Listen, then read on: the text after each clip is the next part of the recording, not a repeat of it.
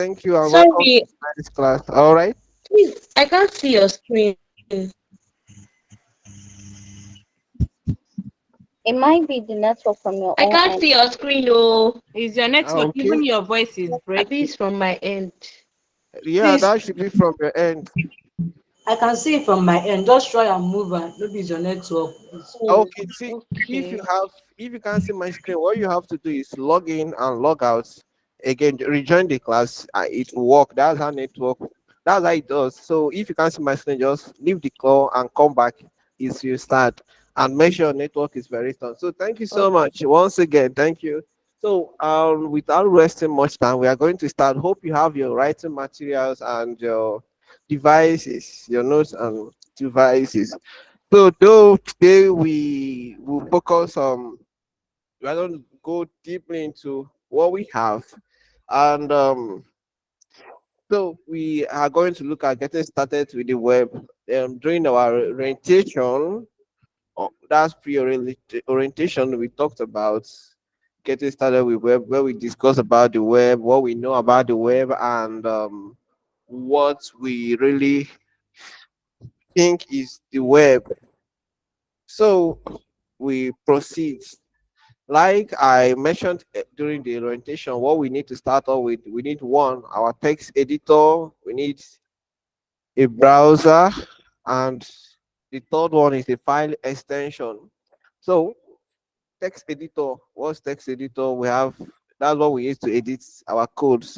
So we have when you talk about text editor for word processing, that's where you have your Microsoft Word. Those are text editors for word editors.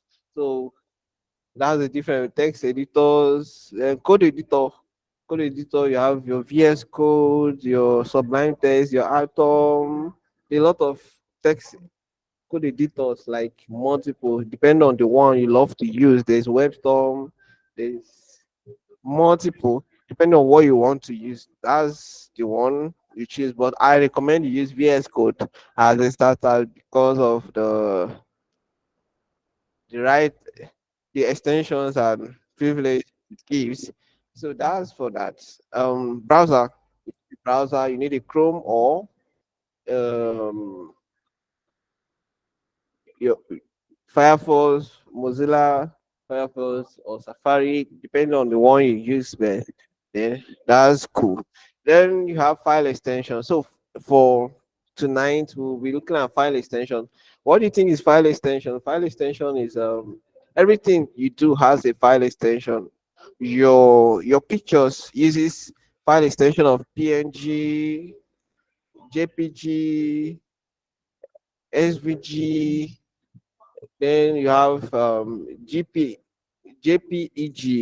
All those are file extensions. And for your document, you have dot docs, dot.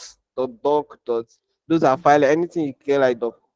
Then for your system applications, you have something like, you see, that's where you see something like exe.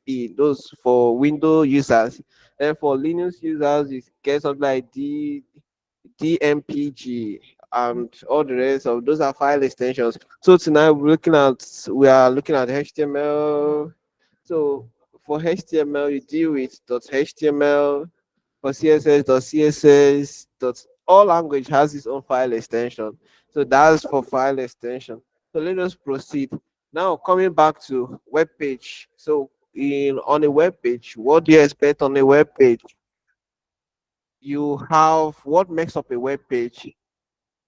There are three major things that makes up a web page. You have your HTML, your CSS, and your JavaScript. HTML is content and structure. Content and structure. Then CSS presentation. JavaScript is behavior. What do I mean by this? Um, if we're looking at it from human anatomy, you would say that HTML is the skeleton, then CSS is the skin, and JavaScript is the brain of the whole thing. That's the brain which controls just like the heart controls the flow of blood to wherever it is, the pulses and all that. That's JavaScript, for it gives life to everything.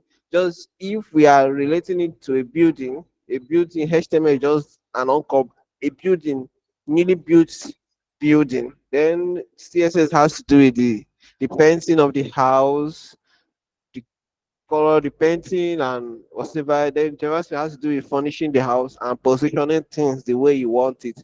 That's the when you look at it from a building perspective. So, like I said, HTML is just like the skeleton. CSS is the painting. Why Java starts doing life fun, giving life, fun vibes and all that to your script. That's when you click on the button. When you click on the button, what happens? That's JavaScript for you. When you click on this button, what pops out? What happens? The event that takes place. So, because if I'm looking at an event, if if someone gives you a hot slap, you obviously cry. So you just like you clicking a button that's getting the hot slap, then the event that takes place that you cry. So that's event for you when it comes to JavaScript and all that. I'm sorry I'm using that analogy, but that's for that's something we could relate. So the big question, HTML. What is HTML? I know this is might not be the first time of us hear about HTML. HTML, what's HTML? What do we even think is HTML? I want to know how many of us have knows what HTML is, or you have heard about HTML before, and what it feels like.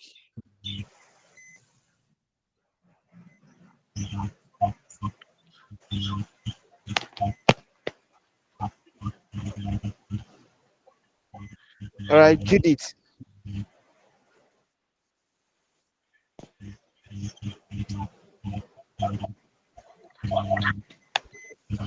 All right. Thank you so much for that. So HTML, what is HTML? So HTML stands for Hypertext Markup Language. Hypertext Markup Language. Um, so I want to ask the question: Is HTML a programming language? Because I've had someone said he wants to hack NASA with HTML. So is HTML a programming language?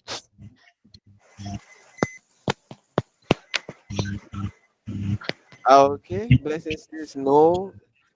No, it's So not. why do you say it's not a programming language? So let's discuss why do you say HTML is not a programming language? So let's hear from um Judith. Judith, why is HTML not a programming language? I need prompt answer so that we can be very fast. We have limited time. Okay. Favor.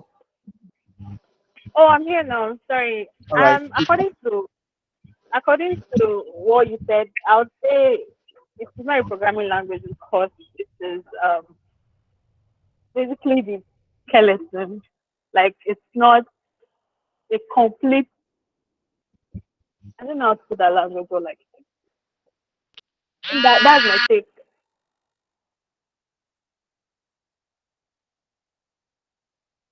All right. Odemba. Okay. HTML is a standard language used for designing. It's not used for coding. It's used to design a web page. From your answer, can't you use JavaScript to design a web page? Oh, Oh, that's the answer, yeah, you're right. Don't worry. So, Adola. Hear me? Hello, please can you hear me? Yes, we can hear you. Go ahead. Okay, I think HTML is not a programming language because as Cornelia said, it's going to be used to design the web page, but also it wouldn't give you any responsive, feedback. Let's say like if let's say C plus plus or something, you can use to code something, it will give you a response, it will give you an input, it will give you an output. So I feel like it's not a programming language because it's not responsive. Yeah, thank you. All right, thank you so much, Mercy. But first, when you start an answer with "I think," that means you are not sure. So whatever you are saying is not quite sure. So Good, so sir. yeah, good evening. Yeah, the thing about it is that it doesn't have functionality, unlike JavaScript. So it's not a language. It's just used to form the text, and it doesn't have responsiveness. So that's it. Thank you. It doesn't have responsiveness. Yes. Okay. Does JavaScript have responsiveness on its own? No, it doesn't. It goes with the CSS. So does that justify that HTML is not a programming language because it's not responsive? Yes, for me, that's my bias. All right. Thank you so much for your bias. Emanuela, go ahead. Okay, so what I think is, you know, you can't really like use it for any logical, like you can't use it for any logic, something of that nature. So I think basically what it does is it helps you just, you know, lay out your website, like, you know, where your whatever it is, whether it's the heading, where your paragraph should be, how and stuff like that. Like it doesn't really have like the logic part of it. I think, I'm sure.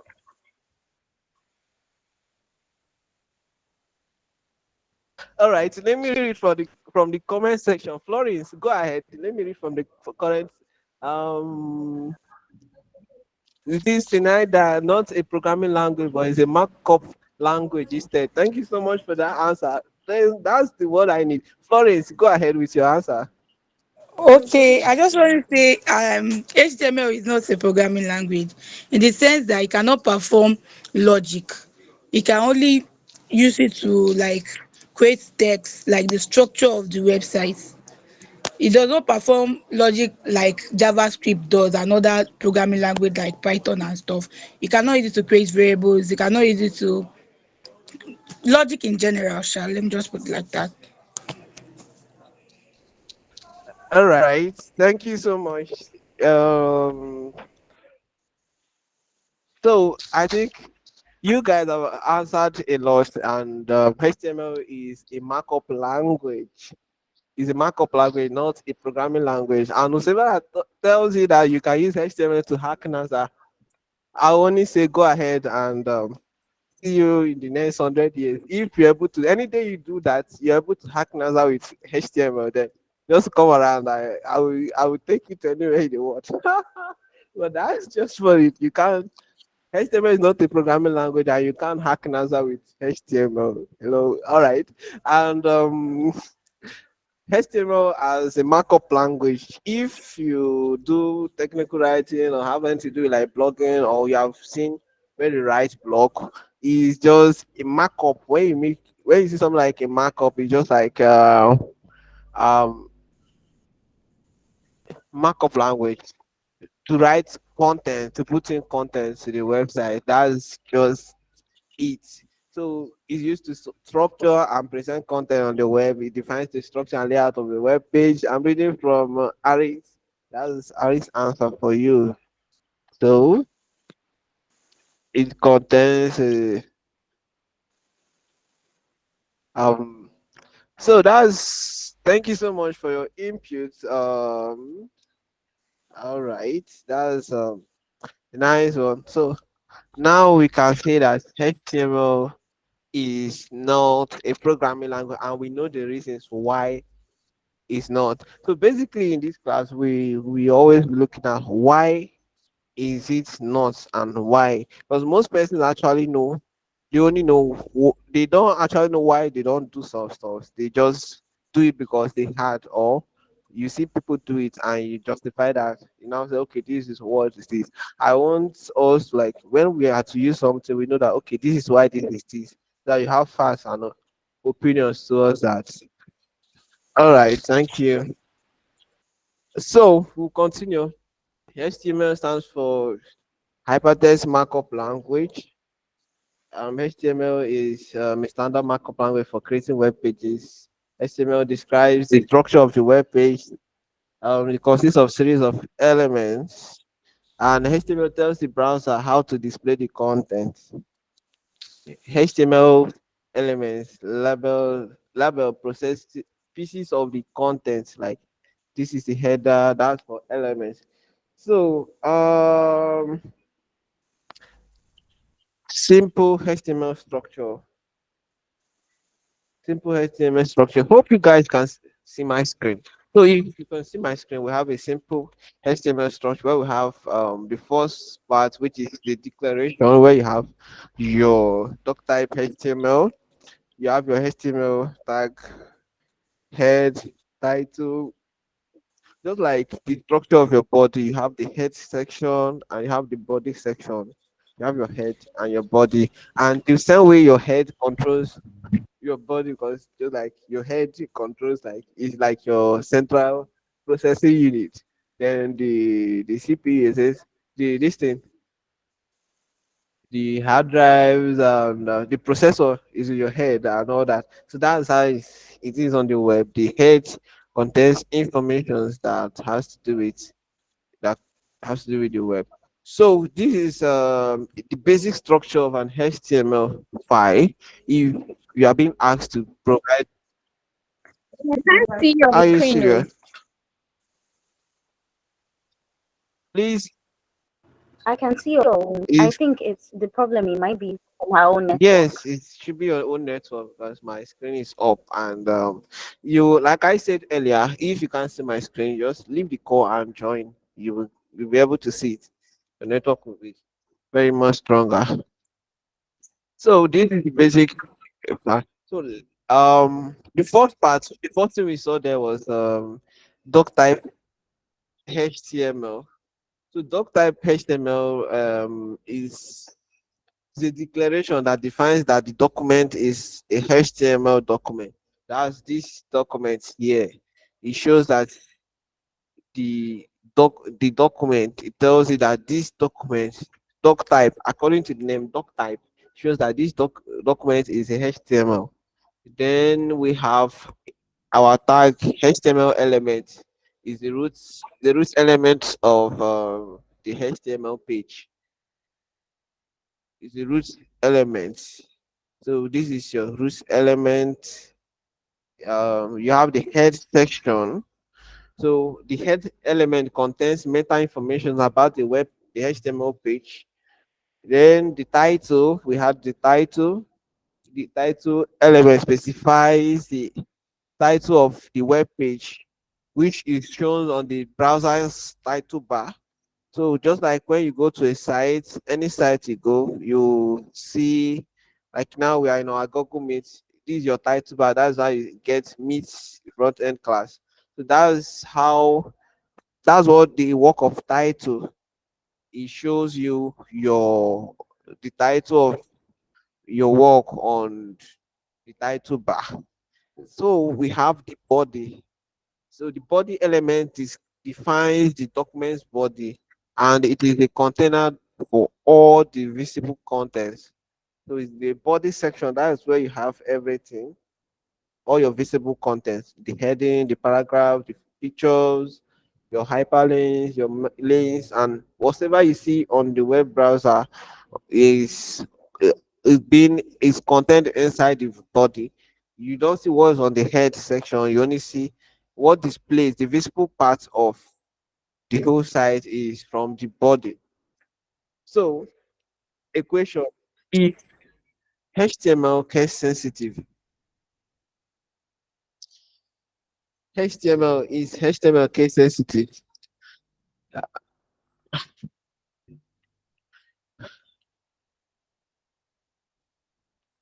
Is HTML case sensitive? Uh, You've no. shown us the answer already. So why is it not case sensitive? Yes, I need answers. So Colina says HTML is not case sensitive. Why? I need proofs.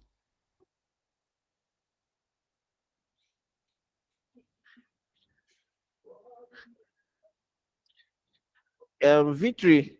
Okay, his Victory answer is HTML case sensitive. If no, why? If yes,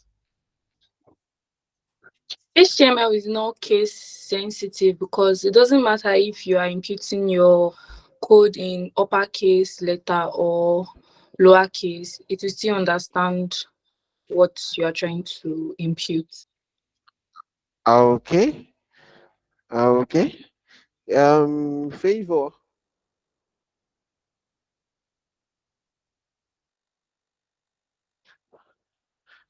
Okay. Favor say tags are case sensitive. Yes. To reduce error. Uh, okay, okay. Fair enough. Fair enough. Let's continue. HTML is not case sensitive. HTML tags are not case sensitive. Means capital letter P and small letter P means the same thing. So they are not really case sensitive. But HTML standard does not require lower case tags, but it's not like it's standard, but it's best for, like someone said, for error, to reduce error. It's better and it's recommended that you use lowercase in your HTML. Just always use the lowercase and you'll be all fine. So there are three major things when you talk about HTML. There are three major things in HTML that describes HTML. You have your element, your tag, and attributes. These are the three major factors for HTML to consider during when you're talking about HTML. Like you have these are three major pillars: your element, your tag, and attributes. Element, tag, and attributes. What is HTML element? An HTML element is defined by a start tag, some content, and an end tag. So, um, I have a sample here that talks about it. HTML tag name goes, I need, okay. If you can see my screen, you can see my cursor. So, H1, you have in the HTML structure, I have a sample. So, this is it. So, here, this is your I can't basic, see your screen. sorry. Ah, God.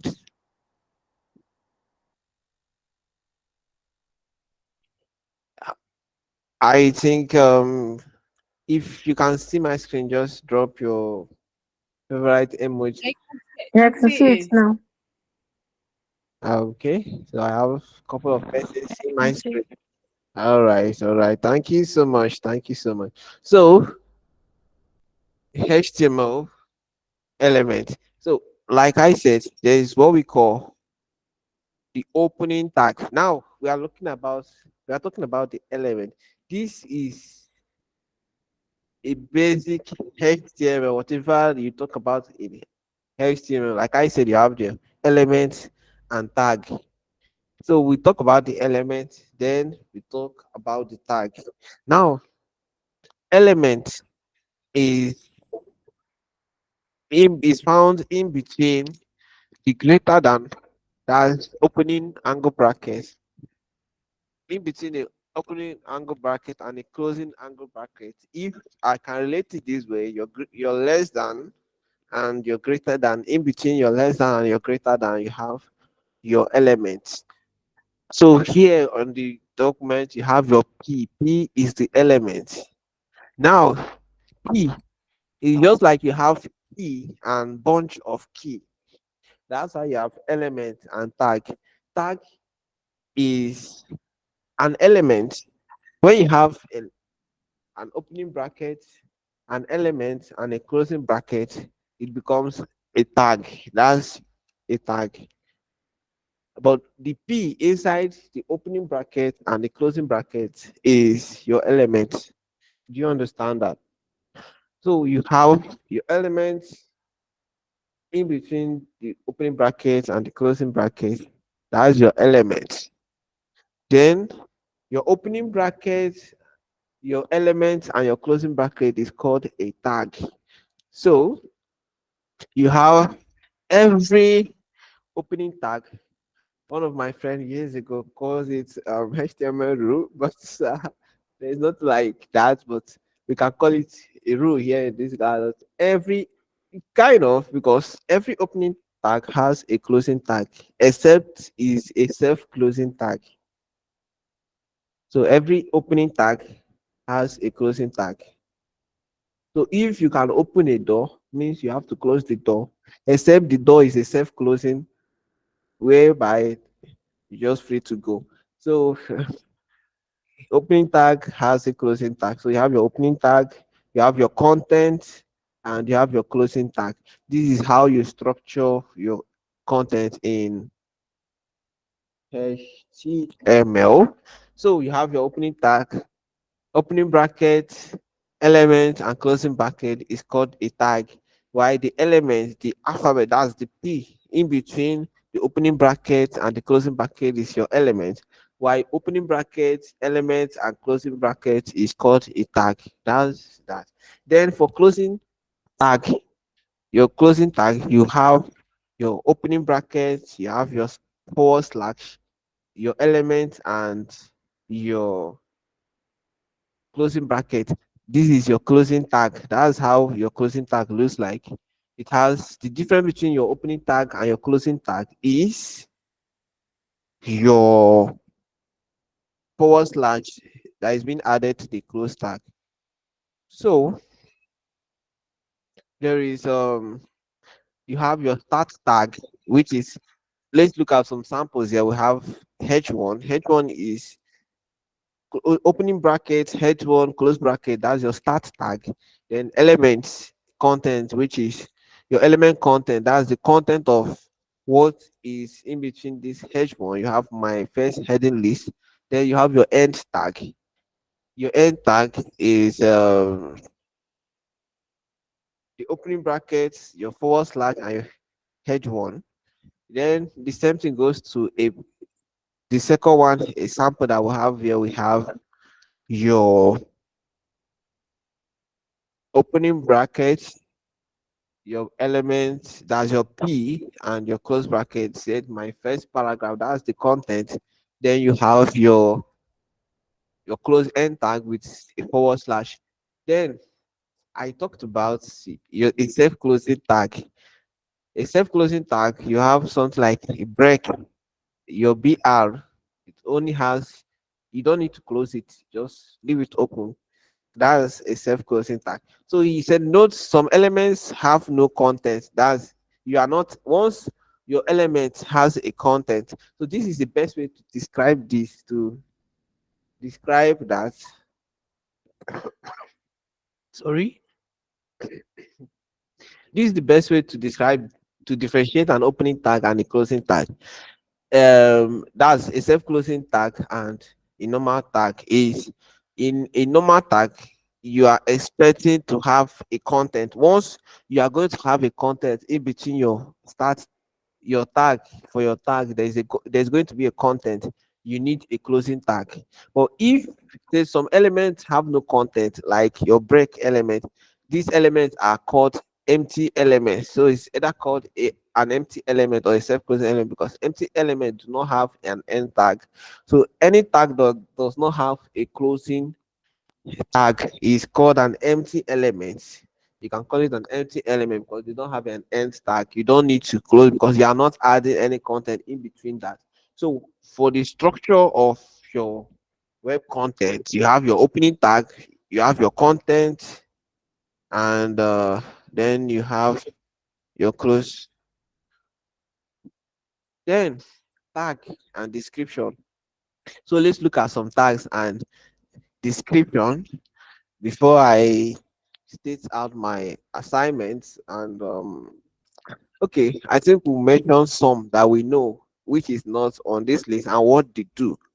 So we'll just have some discussion about it. So we have your tag, HTML tag.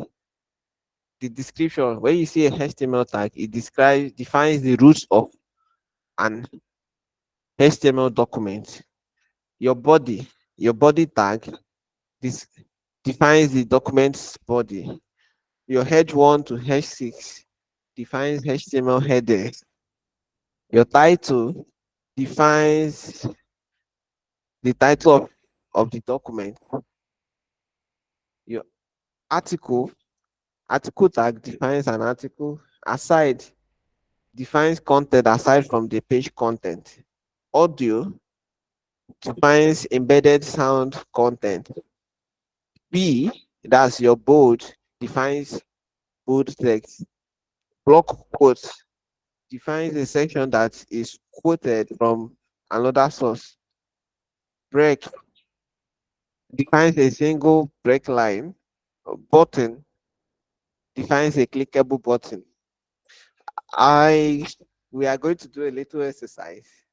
So I'm going to call once I call your name, you mention one tag I've not mentioned and what you describe what it does.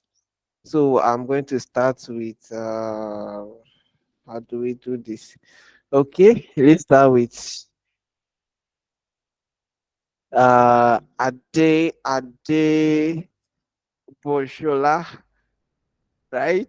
Ibrahim Ade Boshola. Give us a tag and give us its description.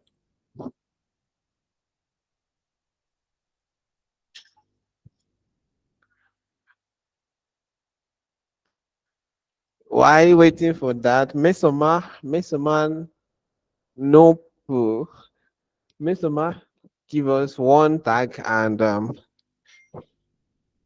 please, if I've Okay, mentioned, so yeah, go good ahead. evening. Good evening, sir. So we Go have the ahead. image tag. It's used to add an image to your HTML. All right, thank you so much, Ibrahim. I'm here, sir. Yes, give us a tag and define what it does. We have the HR tag. The what? HR tag. Okay, H tag. HR tag. It's okay, used to give horizontal rules. all right, okay, Florence. We have the anchor tag is used for link. Okay, beautiful.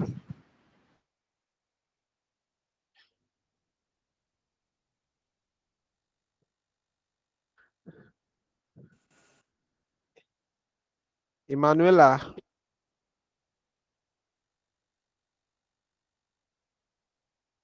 Chioma Lillian. Okay, Chioma Wosu. Chizram, Hello. please. Yeah, go I have ahead. the bold tag for to bolding the text. I've already said that, so pick another tag. The title for title of the page. I have said that, pick another one. Hmm. The doc type. The doc The what? tag for the doc.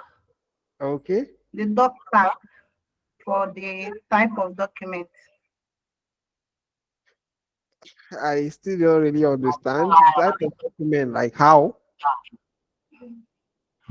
To describe the version of the HTML. Okay, doing.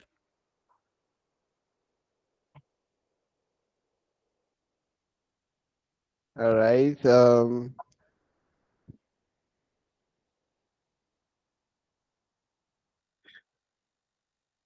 Extra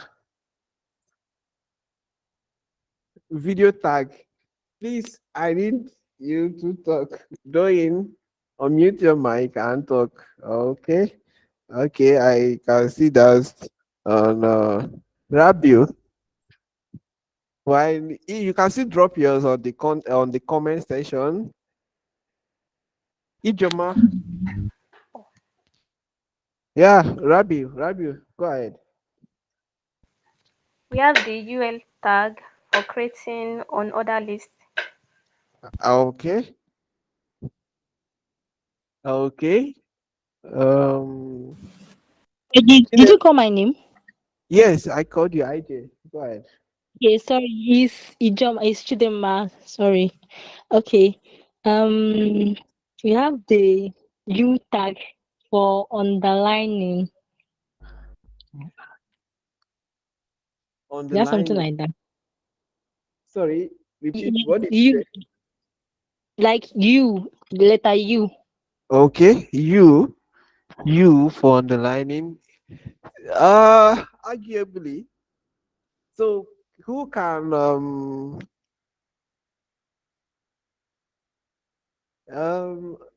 Judith, do we have a U tag?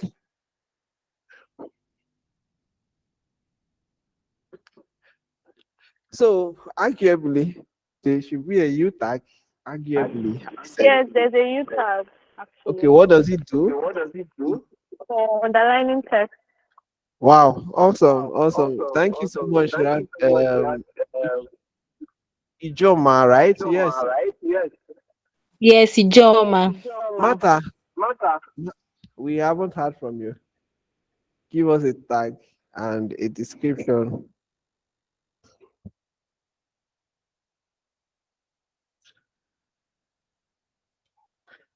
Martha, where are you?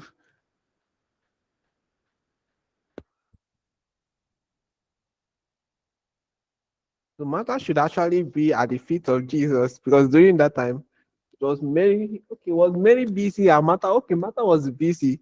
So Martha, I think you shouldn't take that concept of being busy. You actually need to be here to listen. Sorry, my network is, I don't know, it's just something. Did you call me, please? Yes, we called you. We just Hi.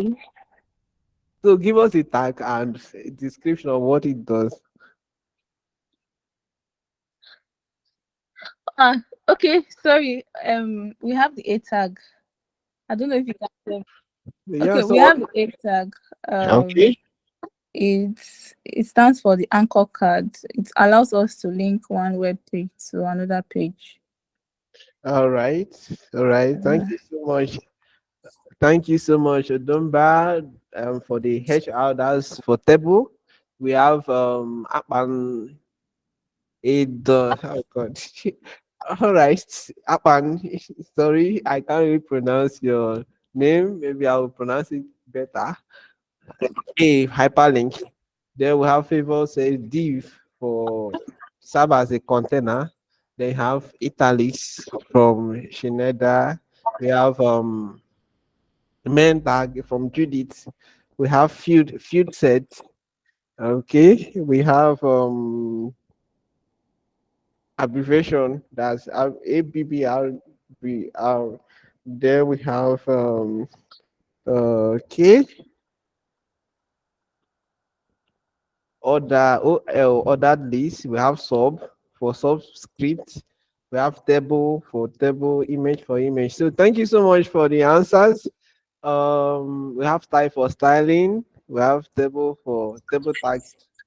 Yeah, thank you so much. Thank you so much for that address for address. So how does this address work? I need to know. So how does this address work? I'm curious. Who said address? Faith. How does this address work? So does this address by default defines my address? So Faith, can you unmute your mic?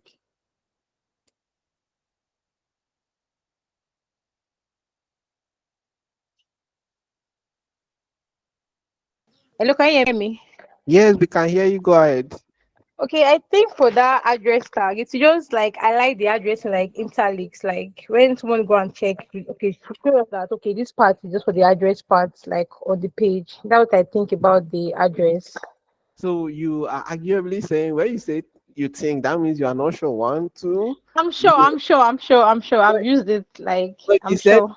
you just said you think. So that means you are still No, thinking. I'm sure. No, I'm sure. I've used it and just like I highlighted the address part, like it was in italics, like so just like on the last part of the web page.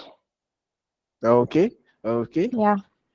So next time when you're answering, you shouldn't use you think, because if you think, that means you don't actually Okay. know. Yes. I So I thank you know. so much. Sorry.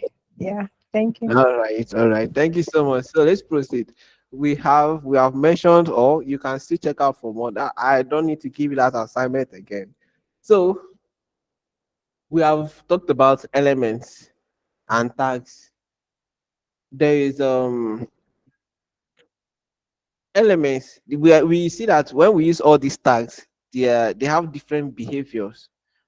They have different behaviors. If you have experience using a span and a div, or H1 and I, that's italics, or any other, you see, they are different. Each tag has different behaviors. Then you ask the question, why is this like this? Why is this one following the normal flow of documents from left to right, and this other one goes from like stacks on that, as if you're stacking stocks to go for delivery or whatever. So you ask the question, why is it so? This takes us to what we have. We have two types of elements. We have the block level elements and the inline level elements. So by default, elements can either be inline or block level. These are two behaviors. So block level elements are elements that always starts on a new line and takes the full width available. Then inline elements are elements that do not start on a new line, and it only takes up as much width as necessary.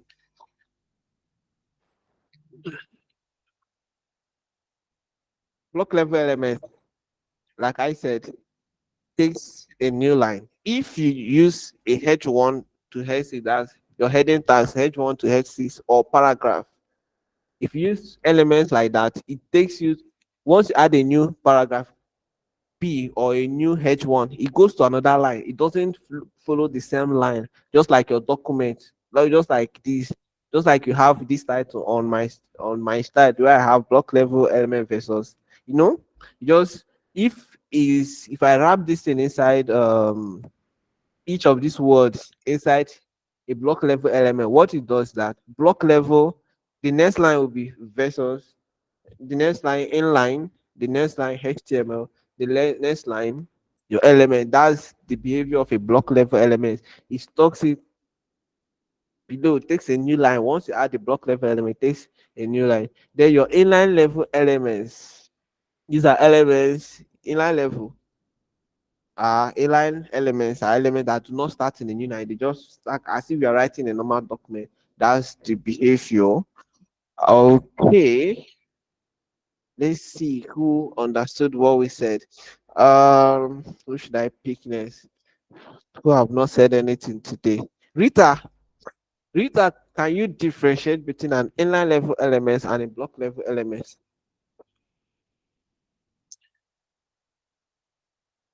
Regina, also give us your own take on that.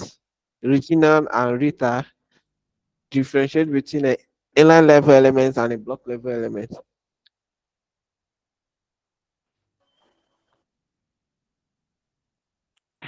That that's on you.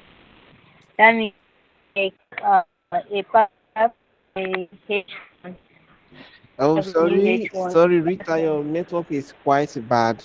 Like quite bad. You can type on the comment Yeah. section. Type on the comment section. Regina, All right. All right. Thank yeah, you. thank you so much. Regina, Regina Michael.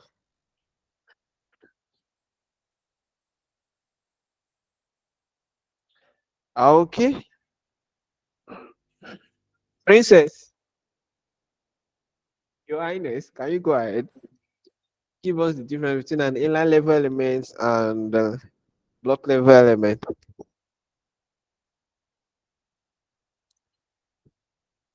Okay, and there was silence in heaven.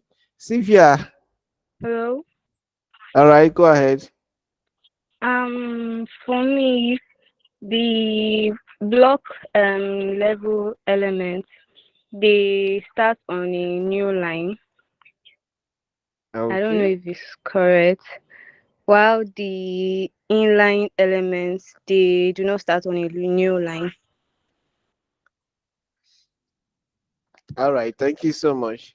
Okay. Thank Yes, all right, thank you. Nimota Yusuf, sorry if I didn't pronounce it well. What's your take on this? Can you differentiate an inline level element, the block level element? I want people like you have experience to give me like experiential, you know, what's inline level element, what's block level element? How can I differentiate it? Please, we need to be very fast. Okay. Issa, go ahead, Issa.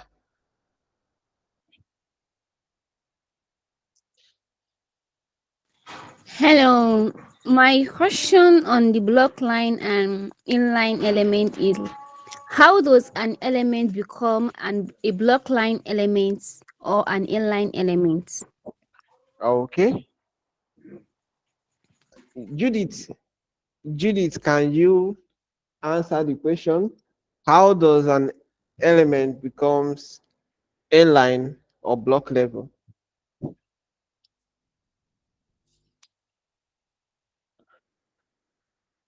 Favor, can you say something about it? Sophia, Okay. right? Elements Hello. are block level elements. Can you hear me? Yes, go ahead. Okay. The block level elements they always Okay, let a me new answer. line said, and inline elements they do not start on a new line. Okay, that's what I understand. All right, Sophia, go ahead. Okay, how to differentiate between block level elements and inline level elements? What differentiates them is that you have to make use of the attributes div and span. I can't really recall, but one of them is for inline level elements and the other is for block level elements. So that's how you differentiate, be how you classify them. I don't know Oh, if I'm Messi Dokubo, go ahead. Okay, sir. Can you hear me? Yes, we can hear you. Go ahead. Okay, I'll give an instance. Thank you. Okay, I need that. let's say you have an H1 an H1 tag or an H1 element and you type something, all right? Now you take another H1, let's say okay, you say H2 and you type something, it takes you to another line. That's a block level element. Okay. Then for an inline element, let's use the input type where you're trying to type let's say for instance you have a sign up form, okay, and you type in your name. Now the input type element is an inline element. It doesn't go to the next line. It takes up that whole line, no matter what you type. So I'm just giving an example. All right. Thank you so much. Thank you so much. So back to the question that's who really asked the question, but you said now I said earlier that an element is either a block level or an inline level. That's the first. Every element belongs to that category. A block level element or a inline level element. So how you now differentiate is by the behavior. Lucy, do you have anything to say about it? About block level elements and inline level elements? No, no, I don't think I just want to pass some information to them about their attendance. All right, you can drop that on the comment section. So Florence, do you have anything to say? Yes, All right, go ahead. an inline element. Sorry, let me start from block elements. Like Block element takes the whole width of whatsoever elements you are using. Let's take for instance span and div. If you are using a div is a block element, span is a inline element. If you are using div, it will take the whole width of that element, irrespective of how small or how wide whatsoever thing you are writing or whatsoever design is there, it will take up the whole width. But for the inline elements, it will just take up that little space that you are using for that element, like span. All right, thank you so much. Thank you so much. Thank you so much, Christina. Christina said block level elements such as div and span. All right, those are block level. Rita said block level element starts with a new line, just like your H1, T tag Y, the other ones takes the other line. So thank you so much. Thank you so much for your input on that. So we have the sample here, block level versus line level. So block level elements always starts on a new line and takes up a full width available. That's you have your divs, your three divs as D1, D2. This is the output. Then inline level elements.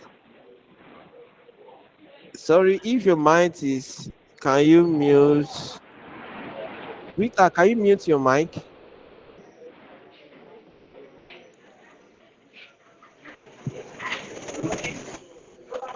Please.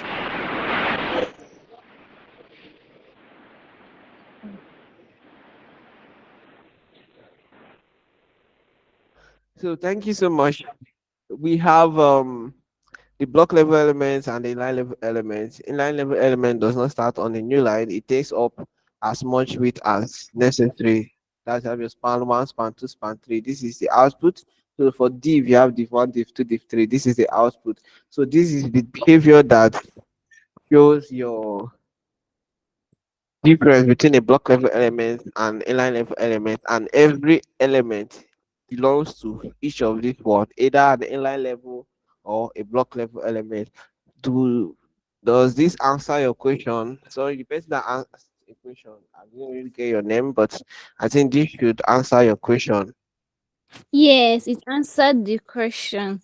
But what happened if we didn't specify the diff using the diff element and the span element? All right, now you say what happens if you now, like I said, by default, div element is a block level element. Then when we can now it can change their behavior by adding attributes. That's adding CSS to it. We can change it by adding CSS to it. That's where CSS comes in, where you can turn water into wine. You can turn water into wine with CSS. So you can turn a block level element to behave like an inline level element, an inline level element to behave like a block level element. That's just like turning water into wine. So we are going to be doing a lot of miracles here. Thank you so much for that. Did that answer your question? Yes, sir. Thank you. All right. Yeah, thank you. So we go on to the next thing, HTML attributes. What are attributes? We have a whole lot of ladies here. Attributes. What do you think is attributes? Attributes. What are attributes? Now, attributes. What are the attributes of a lady, a virtuous lady? Let's talk about that. So I just need three answers. When you talk about yes, what are the attributes of a virtuous lady? Florence. So go ahead. Hardworking. Okay. What I want to say again? Only one, no? All right. Thank you so much. Favor, go ahead. Resilience. He said, Issa, what did you say? Resilience. Okay. Thank you. Who else? Gentle. Gentle. Okay. Loyal. Okay. Patient. Uh, Prayerful. Patient. all right. All right. Thank you so much. So now those are attributes. Really to see. Yes. So now, what differentiates? We have two. Um, we have two schools, right? Two secondary schools, or we have two secondary schools or primary schools, and these two schools are all called schools, right? So now, what differentiates a school from another school? Like looking at you see a two primary school children from different schools. How do you differentiate them? Their attributes. So what are the attributes Uniform. you see? Okay, uniform. Their Their name uniform. or uniform. Okay. The school name. Okay. So now that means name is an attribute, the attribute of that school, which all of them are primary. Those two students are coming from the same, are coming from schools, like they are coming from a school, right? The primary schools. But the different thing there is their attributes. The name of of school A and school B are not the same. So this the name is specific for the first school, and this one each school has different name. That's a name attribute. So that's the same thing when you talk about HTML attributes. All elements can have attributes, which if in this class we have a lot of persons answering. We have more than two Esters. We have yes, I think we have two Esters on the call. We have two there is just we have a lot of names that have no you are not the only one that answers your name, but the difference is the attributes. When you have your surname or you have your color, I can feel like ladies, all the girls come. Everybody wants to everybody wants to come because everybody is a lady. But when you be like the lady on purple, come, or the lady on red, can you stand up? Now you have simplified it by giving the person an attribute of okay, the lady on purple. That means you are now specifying which one. So that's the same way attribute provides additional information about an element. Attributes are always specified to a start. You always put it on the start tag. You get on the start tag. That's where you find your attributes. Attributes usually come in names, value pair like name, value, and all that. So now, how do you identify an attribute? Now, attribute comes this way. The name of the attribute, an equal to sign, your quote, then the value of the attribute. Now, this is how you notify an attribute. If you come to an opening tag and you see something like class or height, you just see something that has this format of a name, whatever, and there's an equal to, then your first quote, you have a content inside that quote and your closing quote. Once you have something like this with this structure on in front of your HTML tag, that shows you that that is an attribute. So examples of attributes we have href attributes, which specifies the URL page of the page, the URL of the page that the link goes to. So if on your A tag, that's your A tag, you have an attribute of href, that's href attribute. That's where you put the link where the when you click on that link where it goes to. So now on image, you have your source attribute, which specifies the paths to the image to be displayed. You have your width and height attributes of image where you use to provide size information for your image. You have your alternative, that's auth. Use attributes, it provides an alternate text for an image. I'm going to ask a question, but before that, let's finish up. Then I'll ask my question and also. So now on your style, you have your style attribute, which is used to add style to an element. That's such as color, font, size, and more. Then you have your lang attribute, which declares the language of the web page. Then you have your title attribute, defines some extra information about an element. Now, to my question, I have three questions. Okay, the first one is,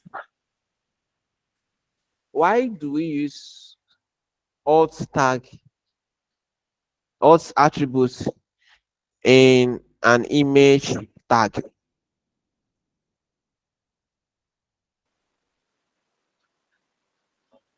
Akai, Aris, let's see.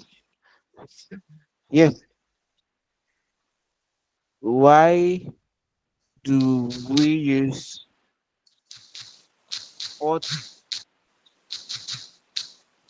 Why do we use alt tag? Sophia, do you have an answer to that? Yes. All right, go ahead. Okay. Why we use an alt attributes is for it helps for in case of broken image and then for screen reading. Is it broken image? Yes. I don't understand. Can a And screen be screen broken? no broken image. How can an image be broken? Like you bring an image, you break it because broken. No, what I mean is like when the image is not displaying on the screen. So the Oh, alt yes. all So right. the alt attributes can help to give you more information about what was supposed to be there. And then also for screen readers. Okay, Mesoma.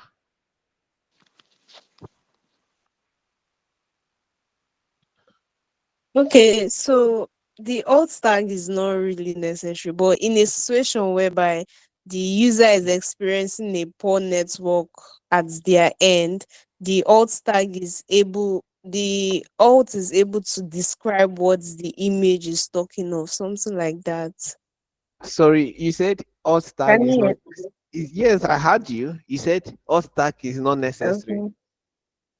Alt, It's not alt, really alt. necessary. It Okay, you are now arguably saying that it's not really necessary, but I can assure you. Okay, beautiful. I think beautiful raise hand. So I would really love to hear from.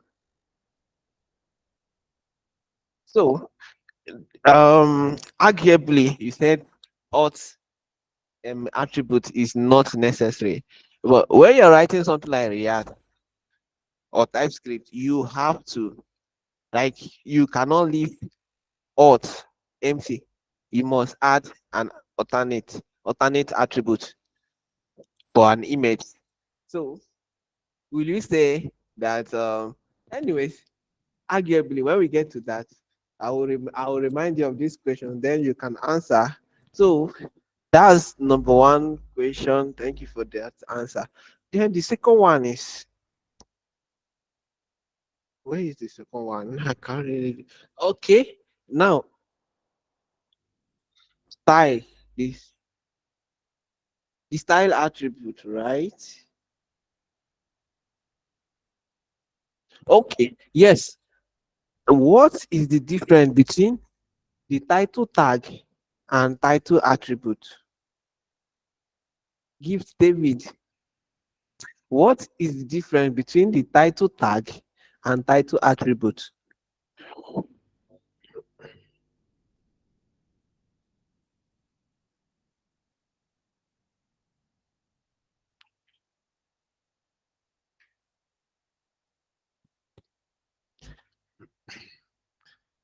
Who has an answer? Victoria.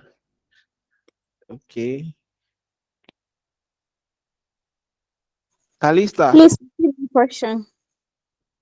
I said, what is the difference between title tag and title attribute.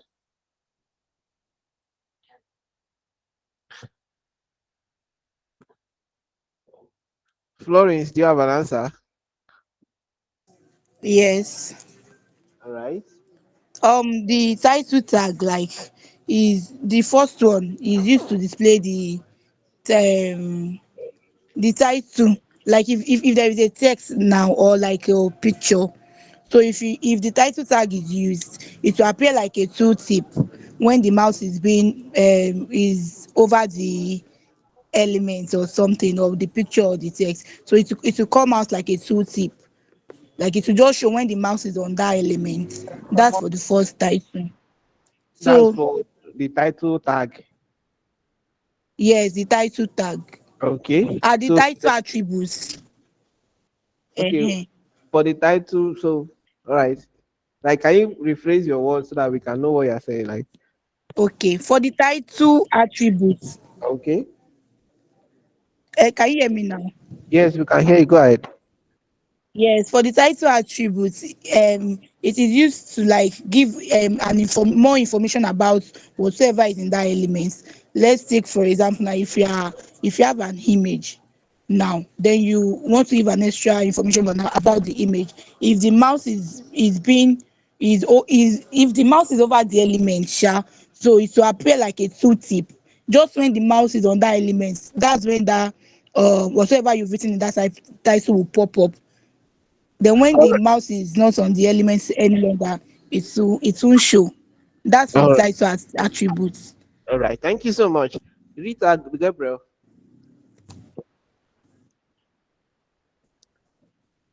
Rita, if your network is okay now, you can talk. Anastasia, can you go ahead? Since while waiting for Rita.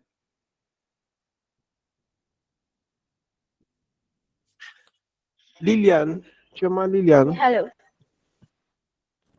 All right, go ahead. Anastasia. I think the title tag uh, shows the title of the web page, and the Okay. title attributes gives a description about that particular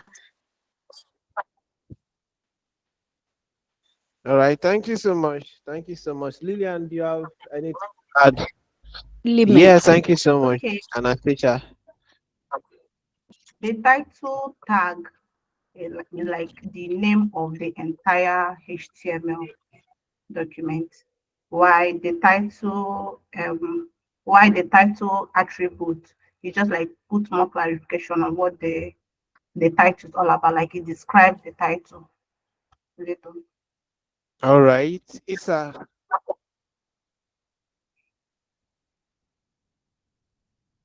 do you have anything to say? Okay. Yes, from my own point of Okay. understanding, the title tag consists of the title of what you wanted to write, whether Okay. it's a paragraph or inside the web design, it just consists of the title. All right. What I see, title attributes describes more about the title element. All right. Thank you so All much. right, thank you so much.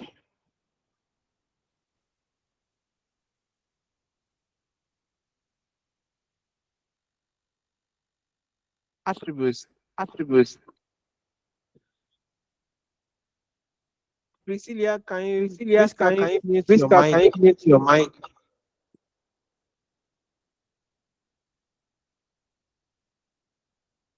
So we have said it all. We have the source attribute. Now, I mixed this question. An image has attributes like contains. You have your source attribute, your width attribute. You have can add your height attribute, your alt attribute. So attributes should have attributes should have space between attribute and the element name. Now, this is your element name. You won't just write image, you write it together. That's a wrong call. you should always have your space after the tag, your element name, img, you give a space, you now write in your attributes, that's your source. Then you give a space. If you want to add another element, you just give a space, then you add another attribute, and that's it. So attributes are added in the opening tag. Elements can have many attributes. Elements can have many attributes, as many as you can add. Then attributes should have space between the attribute and the element name. Attributes usually have a name and value. That's your name, the name of the name of the attributes and the value. So this is the name of the attributes and the value. The name of the attributes and the value. The name of the attributes and the value.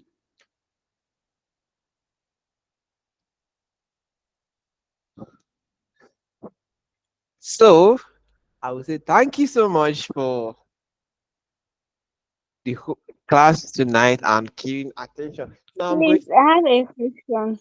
All right, go ahead with your My question. question is, With I do not quite understand the arts attribute. the what? Arts attribute, the ALT attribute. Alt. Okay. Okay. All right. Now alternate the word out. That's that attribute out. It gives and now on your web page when you have your image doesn't load, you have issues with your image. Once there's an alternate, the picture can't load, or if there's network issue, or you didn't route it very well. If you don't route your pathway, you didn't give it a specific pathway, so the image cannot load. It automatically takes the content of the out attribute to display instead of the picture, since the picture cannot load. That's where on if you have opened your LinkedIn or any of these social apps, or you see something like content image of a lady carrying something, or image of this, image of that, that's there is no, it just inside the box, the image is supposed to be there. You see something like image of something something is supposed to be there. So that's how it is. If your image can load, once your image can load, it automatically takes the content of your auth and display. Since it cannot actually load your image, it takes the content of your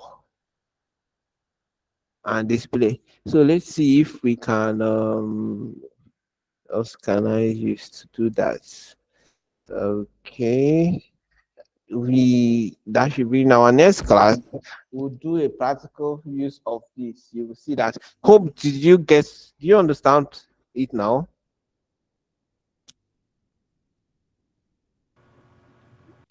Yes, I understand it now.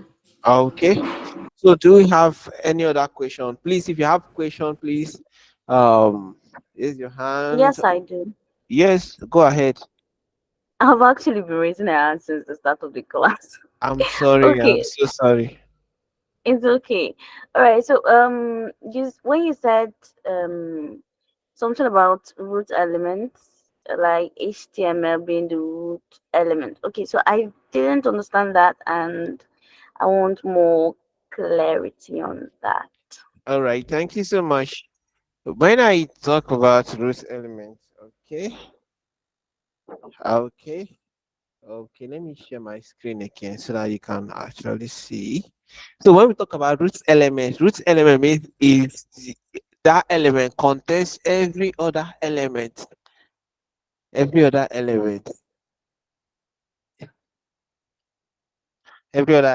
in the tag. That's my screen now. So I'm going to go back to now the basic structure which I showed you. Now, when we say HTML, can you see my screen now? Yes, I can. All right. Now, this is HTML tag, right? There is my HTML opening tag. And this is my, look at where I have my HTML closing tag. Now, you see that every other thing inside here, both the head tag and the body section are all inside this HTML elements tag. This is from here down to this place.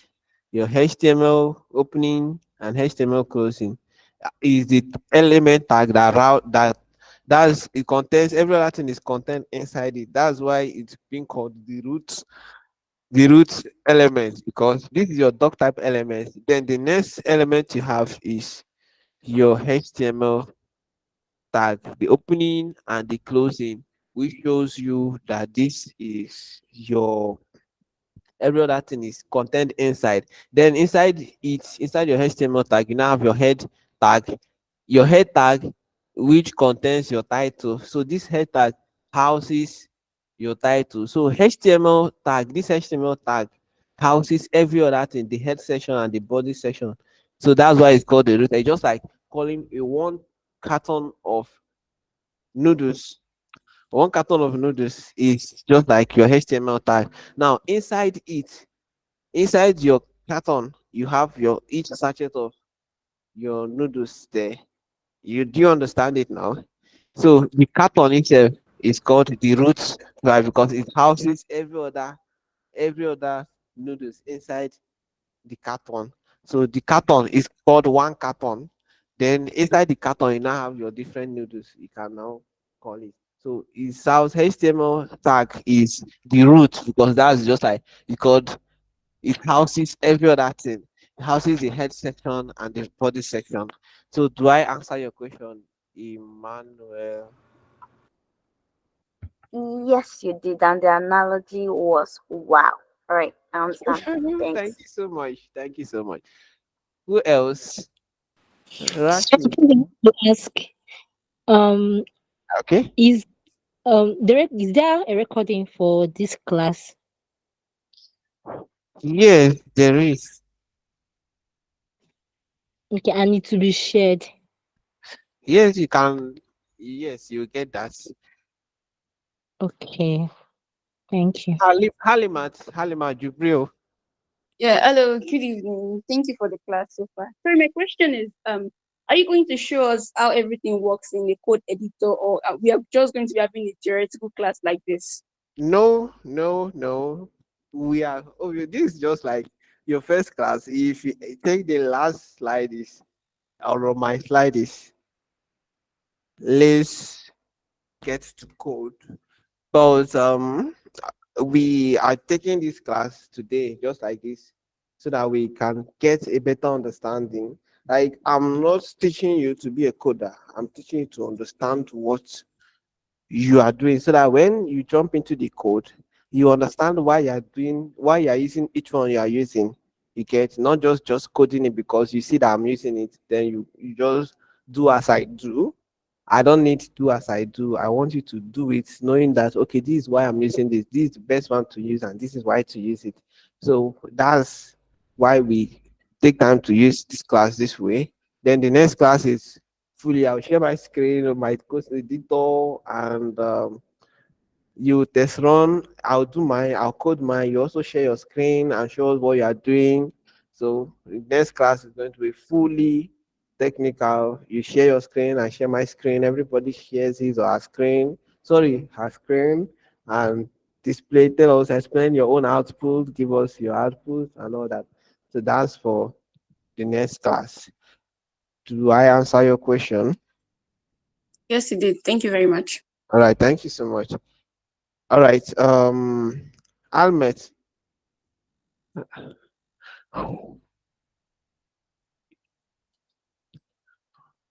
Alimet, I don't know, Rashid. Good evening, sir. Yeah, good evening. Well done, sir. This is the attributes. It's not clear, sir. Okay, the attributes. All right, thank you so much. All right, Victoria, what's your question? Attribute two?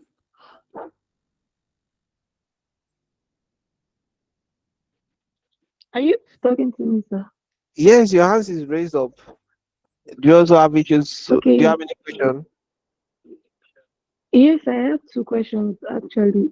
Mine is Uh, concerning the title attribute, and I I wanted to confirm if after this section of the class there will be another section for backend web development. Okay. Okay. Thank you so much. Attributes. So thank you so much. So now attributes. The attribute elements and the attributes. Um, sorry, attributes. Title as an attribute and title as a tag. Now, title as a tag. Title as a tag is found on the head section and is used to display the title of your work on the title bar of your browser. That's the work of title tag. Then the title element, the title attribute gives additional information to that to that element specifically. To that element, it gives additional information. That's what attribute is. Attribute gives additional information, while attribute tag is a tag that is used to display the title of your web page on your title bar of your browser. Do I answer your question, Rashid? Yes, sir. Thank you, sir. All right, thank you so much. Then Victoria, Please, can you the add an analogy to that explanation? okay, Hello? okay, all right, Vivian. So now, um, when you say a professor, a professor, adding prof or doctor, like dr to someone's name, that's an attribute. Or let's say a pastor, you say Pastor Emeka or Pastor Mrs. Now, all right, let's take this. Pastor Emeka and Pastor Mrs. Emeka. These two things, Pastor Emeka and Pastor Mrs. Emeka. What can you differentiate between these two names? When you see Pastor Emeka, you take it to be a masculine something that it should be a male name, right? You are referring to the male, a male pastor. Then when you say Pastor Mrs. Emeka, that means you are referring to a lady pastor, right? Vivian, can you Yes. You get so now that's a work of attribute. That attribute, pastor, is an attribute which is not even their name. So it's actually just giving additional information. Dr. Mrs. When you say Dr. Mrs. means this lady is not just a Mrs.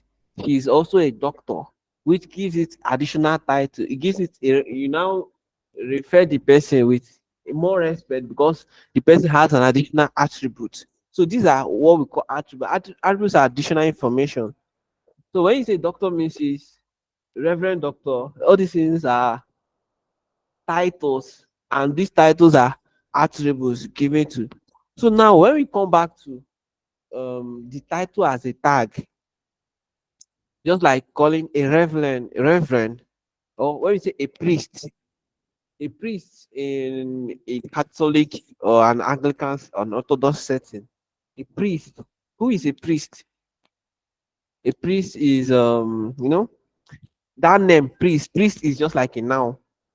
So I'm trying to explain the title as a tag and title as an attribute. So now a priest, a pastor now, a pastor in a Pentecostal setting is can be called a priest or bishop.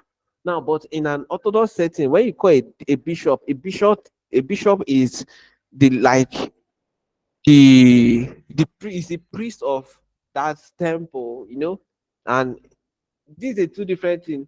Bishop, when it's called a bishop in an Orthodox setting, bishop in an Orthodox setting is just like the one man, like the key priest there, that when he walks in, you just like that carries the holy thing and everything that has to do it. That is titled to hold the holy thing. And when the archbishop is coming out, everybody gives way he comes out and all that. So that's for bishop. Then a pastor in a Pentecost, a pastor, like a pastor can be called a bishop as an attribute. But in an Orthodox setting, when you call a bishop, you are referring to someone in, that has the work of that's the key priest that holds and performs the holy what would I say? The holy thing. I'm trying to use something that we are know that we see. So just like when you call the president or the CEO. CEO is a role in a company, right? The CEO is a role in a company. When you call a CEO is an attribute to the person in charge of the daily activities. And there is chief operation officer. Chief operation officer does is also in charge of the daily operations the of the of the work. But now, CEO and founder. Okay, let's take CEO and founder. Now, a founder can also be a CEO, but a CEO might not be the founder. That's how tag element and title element and title attributes. Title tag is just like the founder.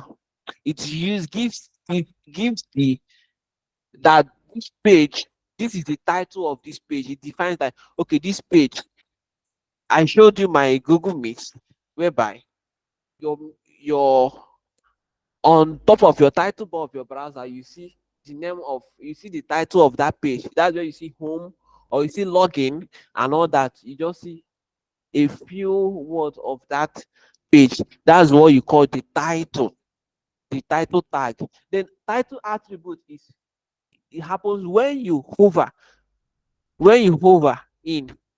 So president is the word given to the leader of so when you now say president of Namibia, you are referring to the president of Namibia. That's using the title attribute, president of Namibia.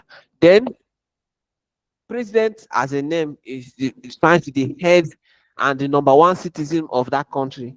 Why president of Namibia? That means you are referring to one specific person. Do you understand? I understand perfectly. Thank you. All right, thank you so much. Shinaida Ndaga. Sorry, I'm sorry if I can't pronounce your name very well. Do you have a So please question? answer my other question. Yes, I do. I was wanting to ask that I'm really confused about that head tag. That what does it? What is its rule there? Then what does it? Why is it placed in between the title and the body with a head with an end tag for the head? Okay, thank you so much. Thank you so much for that. Victory, I'll come back to your question. So the head tag, the head tag, the head tag is found the head tag contains the metal information of your HTML tag. Like that was when I used in your body structure, you have your head and your body. Your head contains everything on the head section does is not visible on the browser that you don't see it. You guess now I need to give you an instance. So now the title in your head when I say contain metadata, what is metadata? That will be the question. What is metadata? Meta information. What is metadata? Meta information. Do anyone has any answer to that? Adola, do you have any answer? On the left side of you.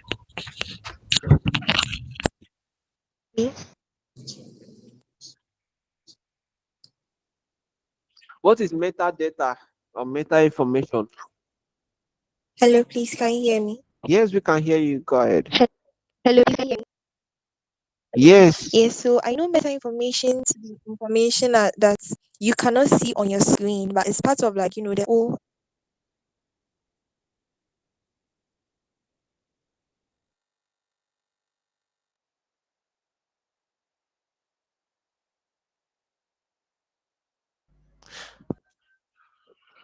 Okay. All right, thank you so much. HTML, code that you type, but you wouldn't see it on the display. All right. Now, thank you so much. Thank you so much for that answer. Now, metadata, how meta information. Now, in the head section, you also ask when you talk about metadata, you talk about um meta information. When you talk about SEO, whereby you go to a page and you see something. When I share, when you share the Google Meet link, when the Google Meet link was sent to you, there is a meta information that comes with it where you see like sign into Google, whatever Google, blah blah blah, and but let me open that. I want to keep an uh how it looks like. You get an information like you just see a pop-up with an image of the Google Meet. When the Google Meet was shared to you, you have something like that. You now see something like real-time meetings by Google using your browser, share your video, desktop, and you now see Google Meet.google.com. Right? That's when the message was shared to you. That's what you see when your meeting link, the meeting link for this class was shared to you. Those are metadata and meta informations. When we go deeply into the class, we still talk about metadata. So these are what metadata and metadata have placed inside the head section. Now, when I said every visible part of the browse of your web page is found inside the body. Now, the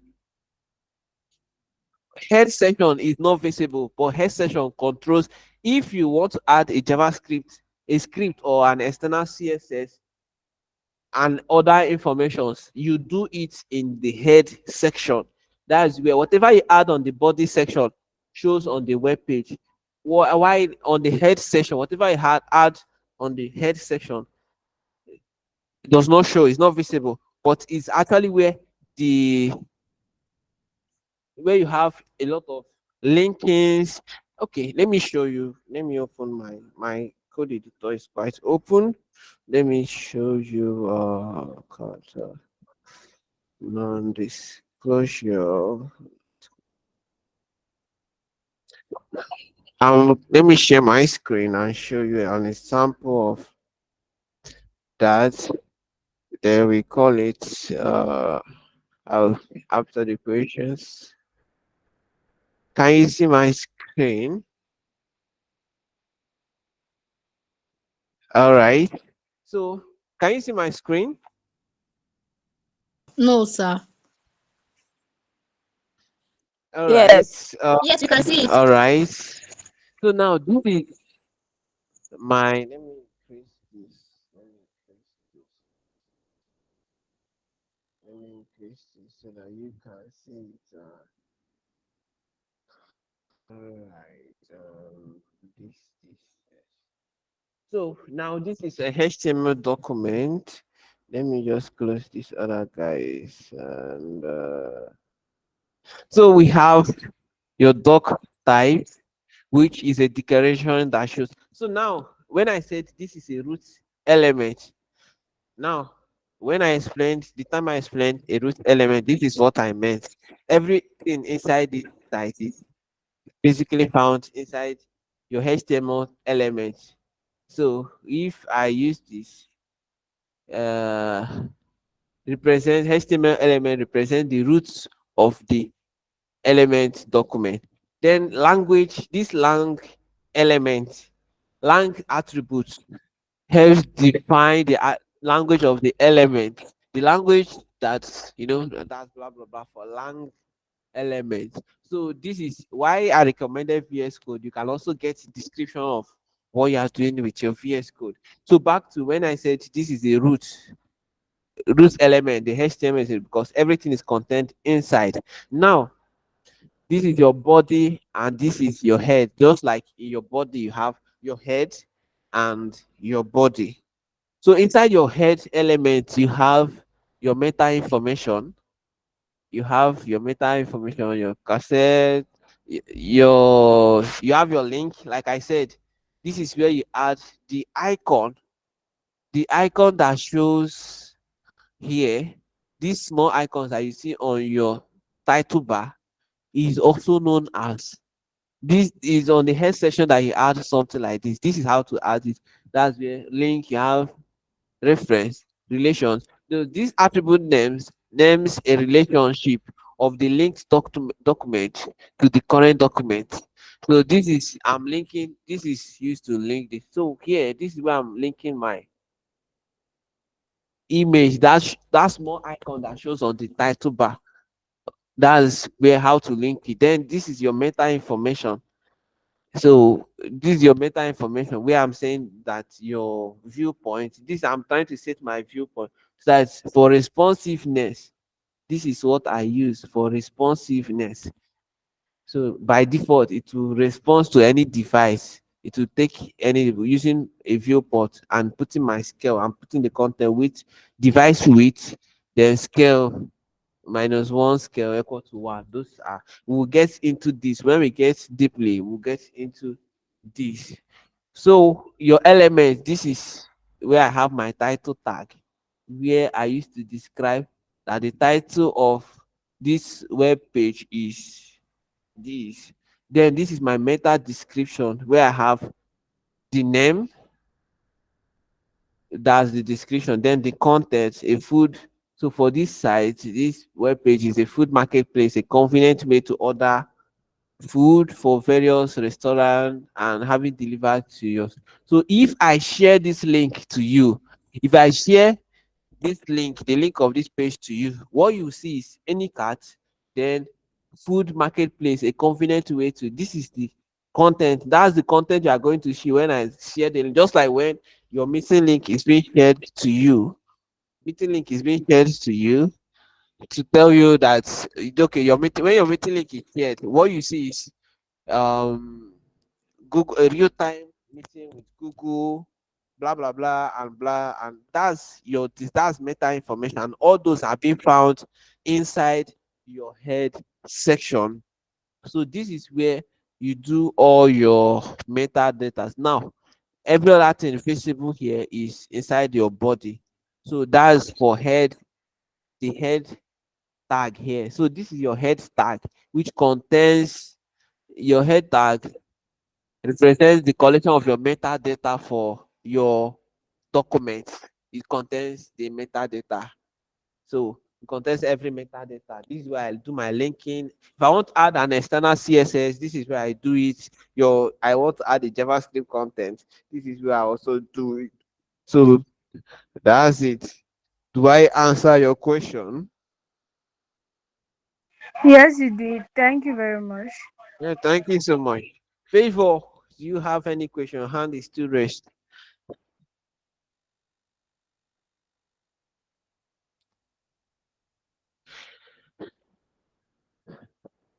So in the absence of questions, okay, go ahead. Go ahead if you ask a question. Ijoda. Yeah, sorry, this VS Code, do we always need data connection when we want to write on it? No, you don't need data connection. Just download your VS Code. It's an offline editor. You just open it anytime, anywhere, and you code. All right, thank you. All right, thank you so much. Any other question? Please, about the VS Code, Okay. is it an application where we can code, or is it for just code editor? I don't understand the app and how to use it. Okay. It is just like you use your Microsoft Word to write documents, right? That's what you use your Microsoft Word or whatever word processing application you use to put your work. When you want to do something like data sheet, you use something like Google Sheets, or use Excel, or use Access. Those are for tableting sheets. So that's how. So for code, to write code, you use text code editors. So VS Code, that's Visual Studio Code, is a code editor. Is one of the code editors. We have multiple code editors. So it's a code editor that you can use to write your code. It's just like your Microsoft Word. The way when you're using Microsoft Word to type, that's how it feels like when you're using a VS Code. So it just is an a workspace. It's a space where you type in your code and it interprets it as a code. You understand? So if it's your Microsoft Word, when you are typing, just like you can type anywhere, but when you are typing in the Microsoft Word, it shows that you are typing in an environment. It's an environment provided for you to do your type settings, like type in your documents. So that's how your VS Code and your other code editor is an environment provided for you to use to type in your code, being able to run your code. And so I think okay, in our next class I'll give you a talk on code editors and how to use it, how to run it and all that, and how to do Okay, setup. thank you so much. But does the code editor like correct us when maybe we write an incorrect code? Will it correct? Will be able to correct the mistake we did? Okay. Yes. If you can set up. So in the next class, once we start in our next class, that's tomorrow, we'll start with setting up your VS Code. We'll set up our VS Code, what we need to start, then we'll put up. So you have when you have something like when you make mistakes, it shows indicates a red line for you. So if you use Prettier is an extension. When you use it, it also shows you that it gives you an error. There's a red line. You see a red line on your code to show you that there's an error, and eventually gives you. It can also propose a corrections for you too. That's why I recommended VS Code. Other code editors does that to propose. They also propose like a correction for you. A fix. VS Code does that. So we will take a tour on how to use how to set up VS Code and use VS Code in our next class. So everybody should be much on time. Next class, we are not waiting for anybody. We'll start off with how to set up your VS Code and how to use it. So I'll give you a tour on how to set up your VS Code, how to use it, and everything you need to do. Or you can, okay, I'm giving you an assignment. Go and how to set up VS Code, but I'll also do the talk in the beginning of the class, our next class. So thank you so much. Do I answer your question? Yes, sir. Yes, you have answered it. Thank you so much. All right, thank you so much. Victory, do you have a question? No, you have not answered the other question that I asked Okay, what's the question again? concerning the back end program. Back end.